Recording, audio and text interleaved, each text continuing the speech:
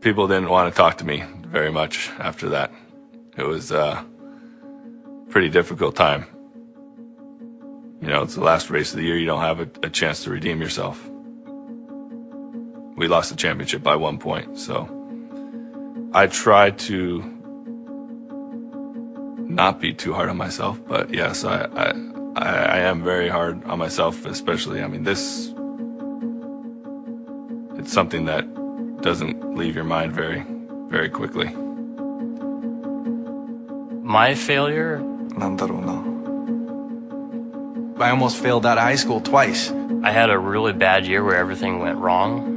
Oh yeah, everybody makes mistakes. It broke all the bolts and the structure basically collapsed. Well, I made a formal apology.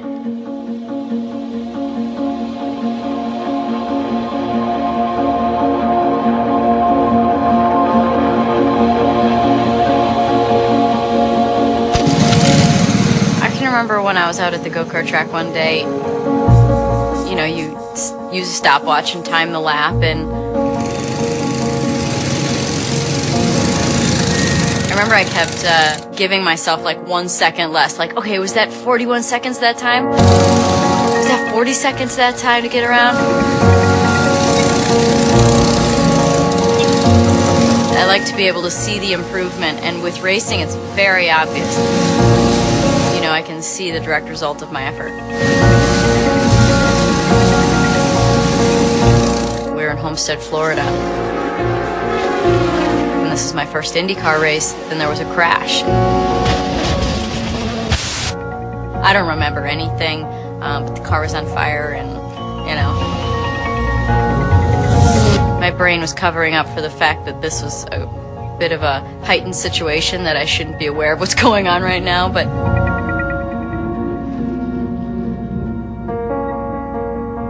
I woke up in the medical center and there was a bright light above me, and Father Bob is over here to the left, and I've got needles in my arm, and, you know, it's, so that was probably the worst moment.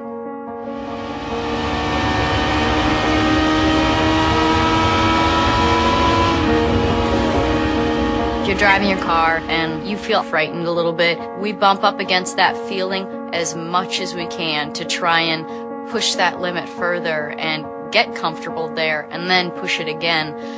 So, you know, you're constantly on the brink of crashing, because that's the fastest. So much of racing is failure. Failure is a byproduct of pushing the envelope.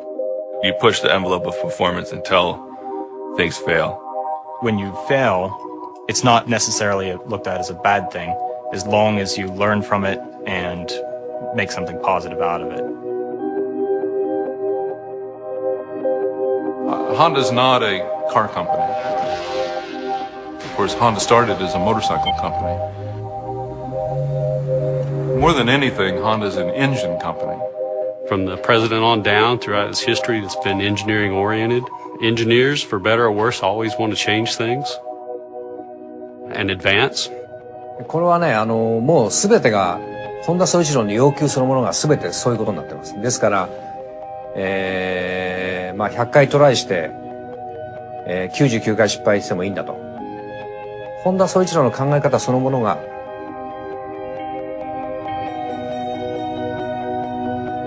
試行錯誤、失敗の連続で、その延長に何回も失敗するとその中に素晴らしい技術があるという、そういう考え方だと思います。When Honda Performance Development first started racing in '94, the program was a massive failure. We had a lot of engine problems. We had a lot of engine failures. Here on lap number 10 is making an unscheduled stop in the pits. We blew the turbocharger off the engine in several places. The corner workers are reporting that there's a fire in the left rear of his car. Say 15,000 revolutions per minute. Sometimes the whole bottom end would blow out of the engine. That's that Honda engine car, and it is in trouble now. I mean, just blew into like 1,000,000 pieces. Could it be more trouble for the Honda engine? In the seat, in like a 5-gallon bucket, was all these engine parts from everything that was blown out of the bottom of the engine. I mean, there was pistons, there was conrods, there were pieces of block and bearings and stuff. And one of the Japanese engineers that was here on assignment was all concerned because he was afraid that there were other pieces of the engine out there on the racetrack that they failed to pick up, and he was all concerned that our competition would learn our know-how and we'd lose our confidentiality. And I'm saying, what's there to worry? I mean, no one would even want to know what's in our engine. There were a lot of failures in 1994. And those failures led to a new engine in 1995. We improved it step by step to a point where finally in 95 we won our first race. In 96 we won the championship. Honda now is the sole supplier of engines for the IRL, or the Indy Racing League. We'd really prefer to have some competition in the series, but perhaps the Honda success drove some of them out. Maybe they'll come back. One of my worst ideas happened the very first week I worked at Honda. My boss said, okay, I'm going to Japan in a couple weeks and I need proposals for new colors for all the 96 models. It's like Civic and Accord wagon.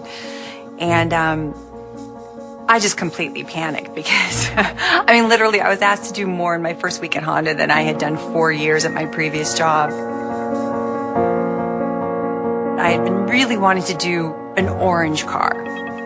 Really wanting to do orange. And, decided, okay, 96 Civic, we're going to do orange.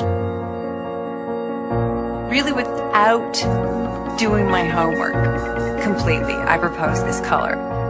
I get in this big room and it's, you know, sales, engineering, and design. It's the balance of powers where everybody makes the decisions, you know, to see what goes into mass production. And I think they're all looking at this new person, this new designer, thinking, well, maybe we should trust her. So they went ahead and they put the orange into production, and the dealers flipped.